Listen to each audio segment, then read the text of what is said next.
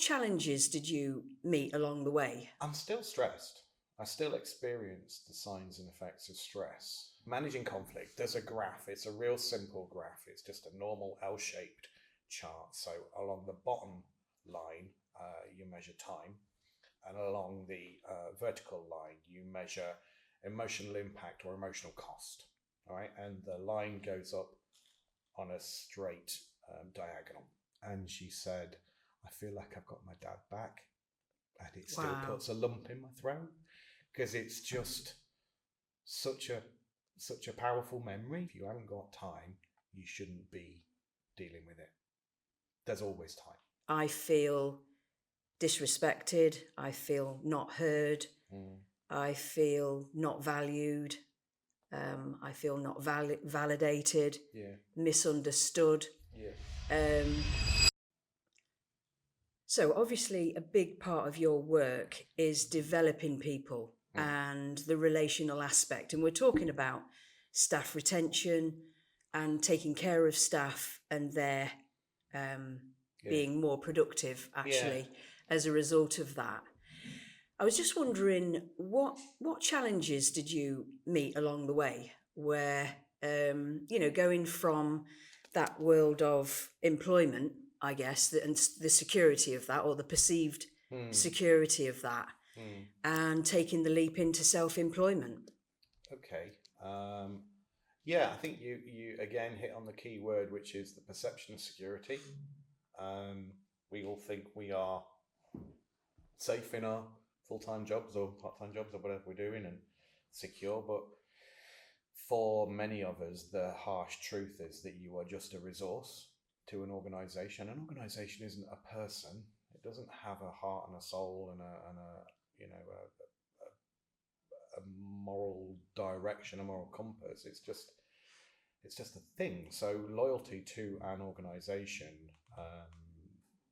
can sometimes be misplaced. Again, it's an admirable trait, but it sometimes doesn't pay anything. So to recognize that and free yourself from the shackles of, working for the man or whatever, however strange things people use to describe this concept, it can be quite liberating, but it is also really scary. That it's made you laugh. So I naively thought when I started working for myself that it would take away all the stress and the pressures of working in the corporate world. All the difficult people that you have to manage and deal with, all the pressures of things that you don't subscribe to and the values that are not aligned to you. Yeah, I'll work for myself and all that will go away, which is ridiculous.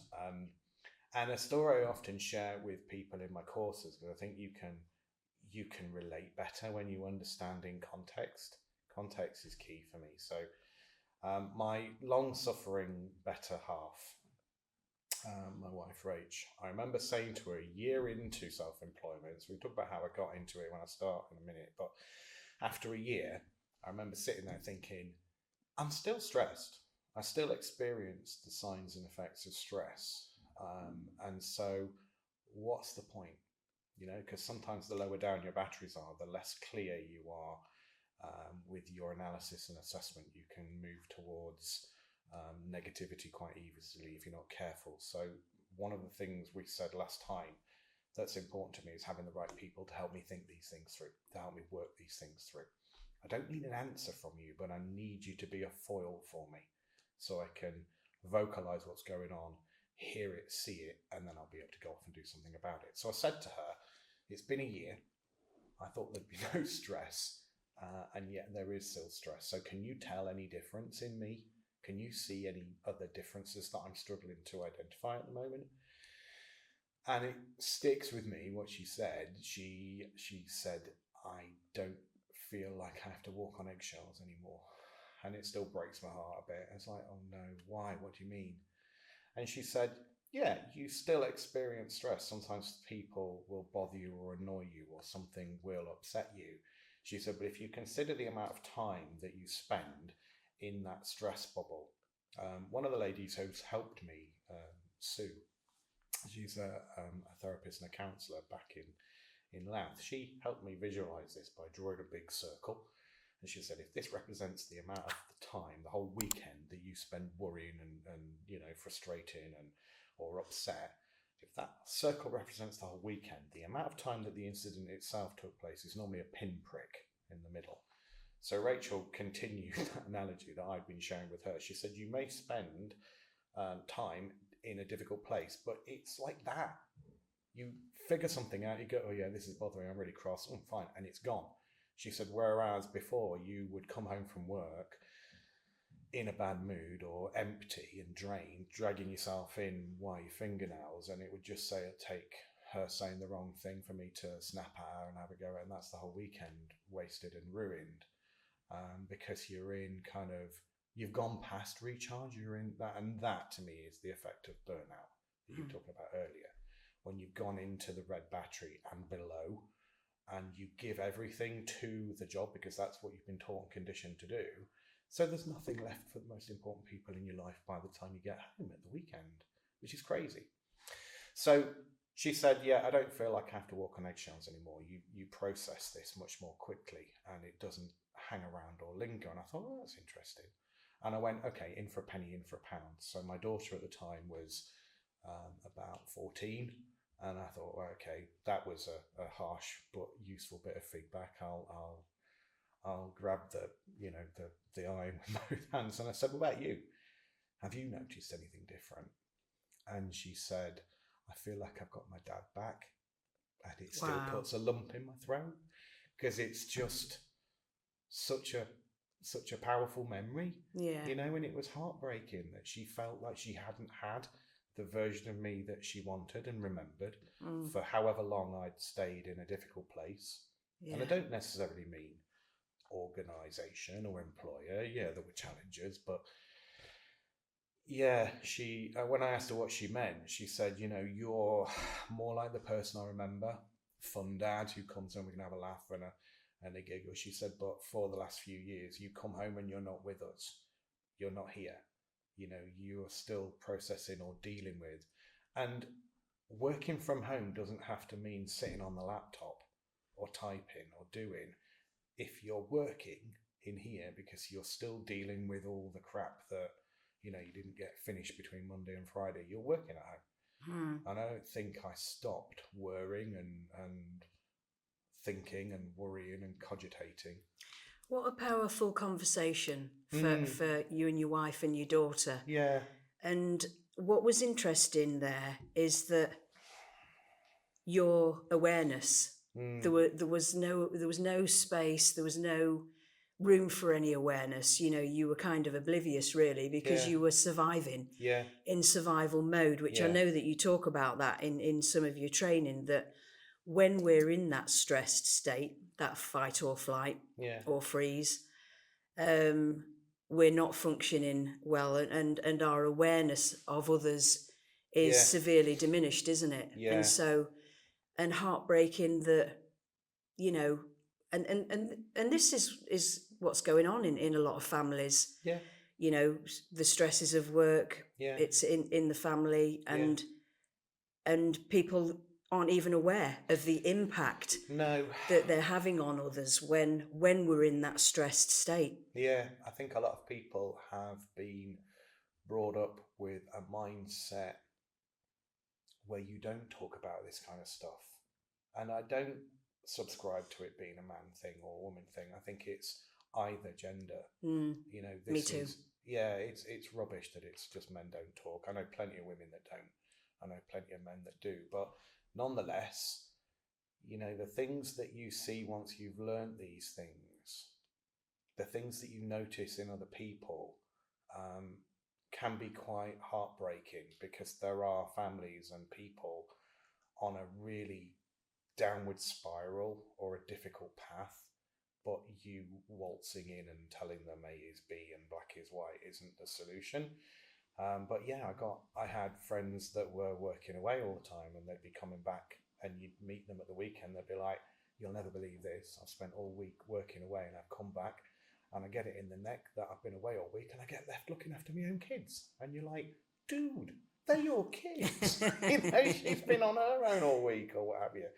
But the ethos and the driver for that guy was you put the hours in and you provide for your family, and when you get home, you have your dinner provided and you can turn off for the weekend. And that's how they've been taught. And okay, I don't work in that way, I don't think that way, but a curiosity and an understanding about how people think is really important if you're going to help them, because you're so quick to judge if you're not careful. I feel like I'm too quick to judge sometimes, and if I can slow down and think about the what and the why and the how, then that gives you a completely different perspective on it. But yeah, a lot of people struggle. I think a lot of people don't get the opportunity or don't have the inclination to reflect and ask themselves. And it's difficult when we're on the receiving end of somebody's anger, frustration, displaced anger is what you're talking about, where people have got all these frustrations and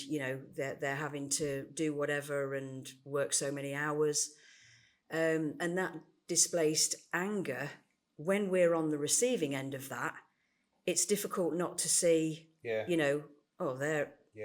a bit of a bleep bleep, it's sure. Difficult not to see it that way, but actually that person could be going through, road rage is a typical one. I can remember being in the car, and somebody was having a bad day anyway, clearly, and my daughter was in the car with me, and that's what I said, oh gosh, they look really stressed, they'd not been very pleasant. So it was it was easier for me to say, oh, what a... But I didn't see that. I saw that there's obviously something going on there, that they're not able to manage their emotions, because, there's road rage. When you think about it with a rational mind, there's, why? Yeah. If you're stuck in traffic, you can't do anything about it. Or somebody's in a hurry. Well, they're in a hurry. They could be on the way to a sick loved one or whatever. Do you know what I mean? You just never know, do you? I think that it's something that I've been mulling lately, because when you think about management leadership, I find that one of the things that differentiates good managers and bad managers, or good leaders and bad leaders, and I'm not going to get drawn into the management or leadership, the two things are enmeshed for me. It's not about seniority or level. You're a manager and a leader if you've got some responsibility for other people. Although I do respect the fact that they're different. But nonetheless, the people who are good managers, leaders, and the people who are bad, is whether there's a gap between thought and action. So I think it's perfectly natural for us to react to somebody else's emotional expression, right? So somebody else does or says something, and if it sparks you or triggers you, the good manager can take the action out of reaction. A bit cheesy and corny, but it works really well. If you can take the action out of reaction and not do anything in there and then, unless it's an emergency, obviously, you can go away and consider, and you stand a chance of being able to plan and deal with that issue effectively, as opposed to the pure reactionary person who, when the other driver gives you the finger or the whatever, or shouts at you, and it feels like an attack. It's an in attack, that moment. and you take it personally. You go, motherfucker! And you're like that, chewing your chair arm off as you try and look over your shoulder, and it's the speed between which your hand can go from leaning on the steering wheel to like that. Really. So if you are an emotional creature and you're full of energy and emotion, I think that's really it's a danger point. So we were only talking about this the other day. I've come up with something called 4 R's. So we're talking about initiatives. And monkey brain versus evolved brain. Primal brain versus evolved brain. Primal brain, like you say, triggered when something threatens you or you perceive a threat. Monkey brain, my picture for this, you talked about the Jack Sparrow last time, but the slide I have here, you'd like this one. There's an orangutan driving a golf cart. So, okay, I know it's not a monkey and what have you, but the concept for me is that the monkey brain, the primal brain, is there to keep you safe or get you away from trouble. So the monkey brain's driving. It's steering your actions or reactions. But the thing is that monkeys aren't very good at driving cars. So whilst he can or she can, yes, get you away from the threat, It'll probably drive over 15 old biddies on the 15th tee and then like skirt someone's dog over on the way past the gift shop to get you to safety at any cost. So the actions that people sometimes find themselves taking when they are primarily triggered can sometimes be actions which they then later regret. Angry emails. You get an email, it really pisses you off, and, and you tap away and you're banging away at the keyboard and it nearly falls through the table. You press send and you come back after a walk or a cigarette or whatever you do to calm down, and then you look at it and go, I wish I'd not. And then there's the adult brain processing. So how to get the gap, to create a gap, I called it the 4 R's. And again, this was a post that went out not long ago just with an example of it. Refrain from acting. If you can shut your mouth for once and stop and just think, that creates a little bit of space for the adult brain to kind of muscle back in again and encourage the monkey, who's only there for you, he's kind, he's well-meaning, encourage him into the back seat where he belongs. So the refrain, and to look at the situation from a different perspective. That person who's just given you the V's is not out to get you. It's probably nothing to do with you, which starts you reconsidering the situation and what you are taking from it and what you might want to say in order to effectively reply. So, you can actually change the orders. They work interchangeably. And it's a model that I came up with to help people deal with difficult conversations. When you're having these difficult conversations in work or in private life or personal life, and someone says something to you, if you're always fiery response, it can sometimes lead you into more hot water. I can't remember how we got on to talking to that, but the 4 R's create the gap. That was it. The successful manager understands that there should be a gap. We don't keep making mistakes and then having to go back and fix them. It avoids the mistakes happening in the first case just by thinking. Curiosity, isn't it? Curiosity and wondering what's going on for that person in the other car, but that doesn't come as a natural reaction to the fact that they've just insulted you. The survival brain works quicker than the intellectual side of the brain, doesn't it? So that's what happens there. The survival brain gets off to a faster start. So what you're talking about there is that actually if you press pause, because 99% of the time we don't have to reply straight away. 1% of the time it's an emergency, we've got to act. But 99% of the time we can say, let me get back to you on that one or whatever, And so what you're doing there is you're giving time for the intellectual brain to kick in. And like you say, people's actions or their words are theirs at the end of the day, and it's how they've perceived a situation. Again, 99% of the time it's absolutely nothing to do with you know. Definitely. There was a fella, we talk a lot in management leadership about that process of how you prepare your reply and how you need to take that time to calm down yourself if it's caused an emotional reaction, and then the things you need to consider. So basically, there's a whole part of the program about preparing and getting ready for what you're going to go back and say.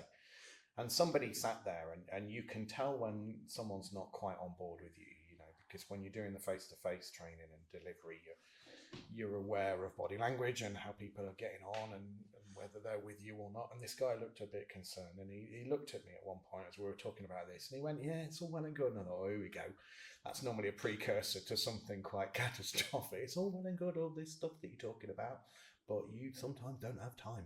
You ain't got time for all this, which he decided wasn't important. And I'm like, right, if you haven't got time, you shouldn't be dealing with it. There's always time. Notwithstanding what you just said, and I completely agree, if it's an emergency and you have to literally step in and deal with it, of course you do. But the analogy I gave him was, all right, and just imagine the situation, 2 people kicking off and you come in and get in the middle of them and go, right, let's just calm down. When has that ever worked? It's like throwing petrol on the fire. I said, so if you haven't got time, you shouldn't be having the conversation. You have to have time, because if you're going in unchecked or unbalanced or what have you, how are you really going to deal with it as effectively as your, as you say, evolved brain would do in an hour or later? Things need dealing with in the here and now, but the actual fallout and the management of it is something that comes later, isn't it? Absolutely. Give us an example of, in your work, you talk about communication, and often in the workplace, um, there are really tricky conversations, and a decision of when to speak. When to bring up Yeah, okay. something that's upset us or that we're not Yeah. happy about. And in the corporate world, are there times when we have to suck it up? Yeah. It's a tricky It is. line to tread, isn't it, really? It is, and as I caveat everything I ever say in the classroom, there's always an example where it doesn't make sense. There's always an example of when it won't work. No one rule fits all situations, but this is a topic that we were talking about on Monday. So I'm working with an organisation, and we're talking about conflict management. So managing conflict, there's a graph. It's a real simple graph. It's just a normal L-shaped chart. So along the bottom line, you measure time, and along the vertical line, you measure emotional impact or emotional cost. All right, and the line goes up on a straight diagonal. And what I'm trying to help people understand with that is that the longer you leave an issue, the higher the emotional impact or the emotional cost, the more difficult it can often become.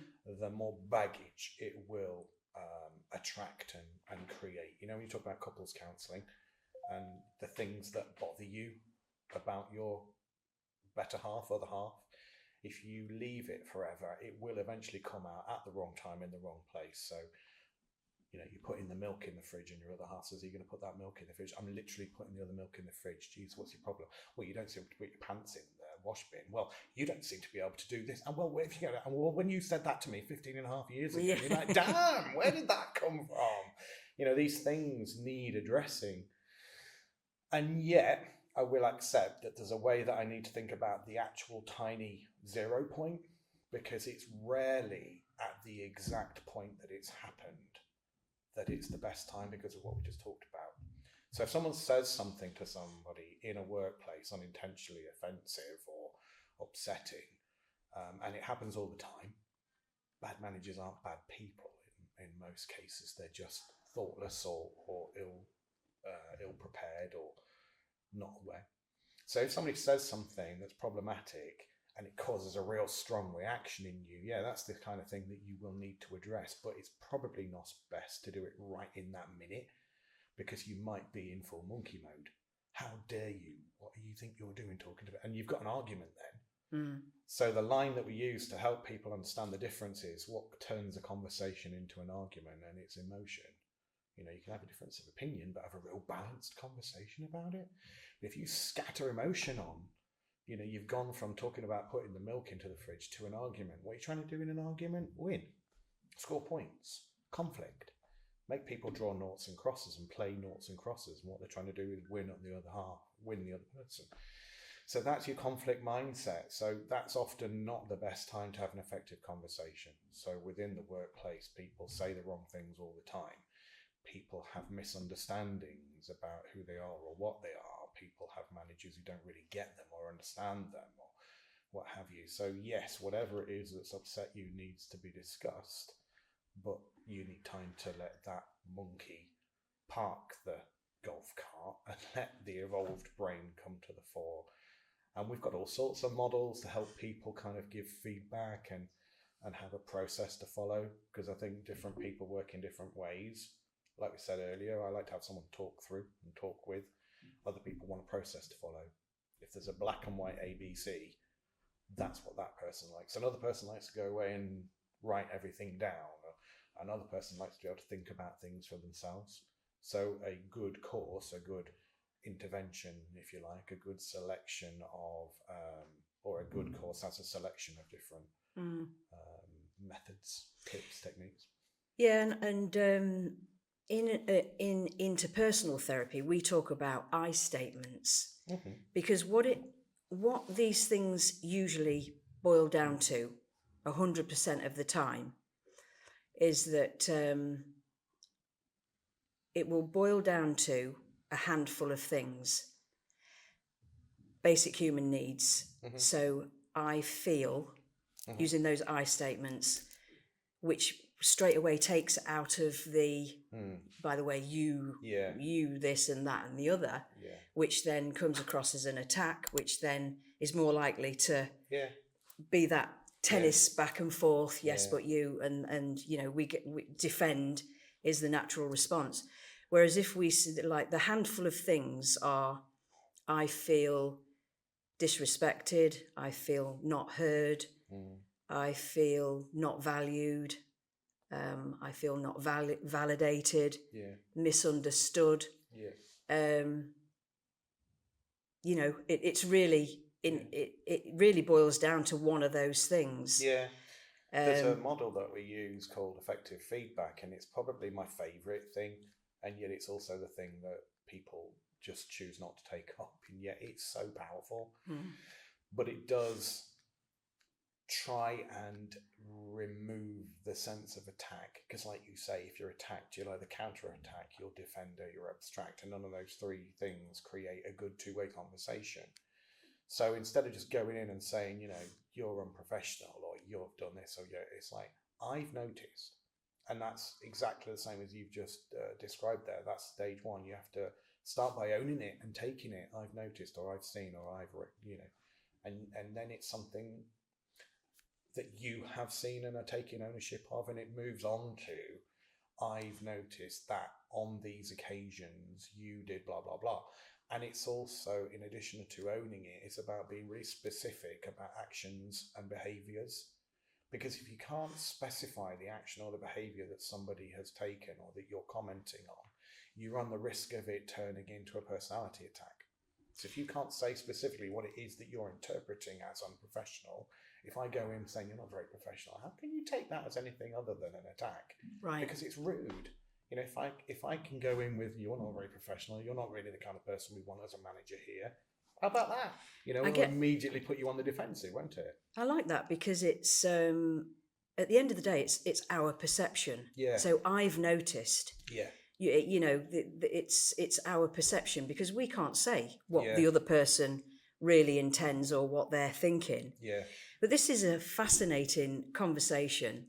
We've come to the end of part 2 in our 3-part series, but I'm just really loving this conversation. I think that so many people are going to relate to this in their workplace, where people are feeling often misunderstood, not valued, and not listened to, and all those things, and kind of helpless sometimes in ways. So we're going to be talking more to Phil Hutchison in our 3rd part next week. And we're going to be talking more conflict resolution. We'll talk about more about the work that Phil does now and why he does it, and everything in between. So make sure to tune in for next week.